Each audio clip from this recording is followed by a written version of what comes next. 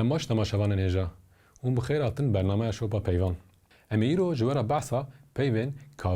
kawî bikin ev peyv jî derbasî gelek zimanan bûye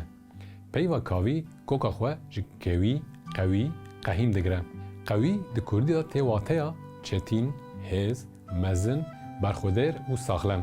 ji bo tiştên baş û zû naşikên xirab nabin têk naçin gelek qewî qehîmê tê gotin ev gotin di heman demê de ji bo kesên rêveberiya civakî dikin jî hatiye bikaranîn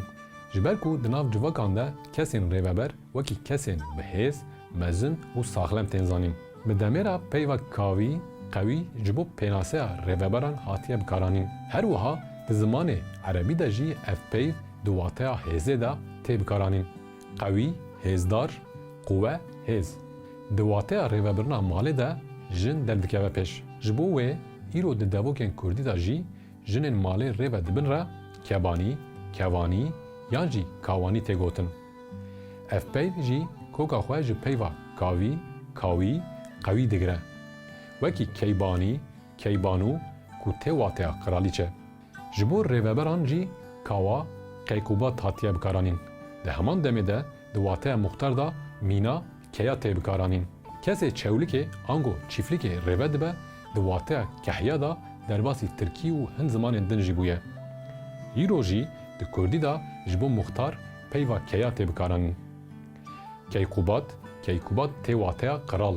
her wiha di efsaneyên kurdan ên wekî Newrozê de mîna kawa derbas dibe di roja me de Kurd ji bo kesên pêşeng kawayê hemdem bikartînin di wateya rêveberiyê de herî zêde Tirkên Selçukî ev peyv bikaranîne û ji qiralên xwe re gotine keykubat navê qiralê herî mezinê medan Keyakser bûye li gel Kurdan gelê din jî di wateya împarator de Qayser mîna penaseya xwe bikaranîne di zarabeyê Kurdiyê Kirmanşkî de îro jî ji bo jinên ciwan keynik û di kurmancî de jî keçik tê bikaranîn peyva keynik keçik kevanî kawanî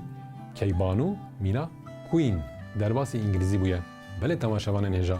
em hatin dawiya bernameya xwe ji bîr nekin kanala me re bibin abone û me bişopînin heta bernameyekê din bimînin di nav xêr û xweşiyê de baş bifikirin baş bibêjin û baş bikin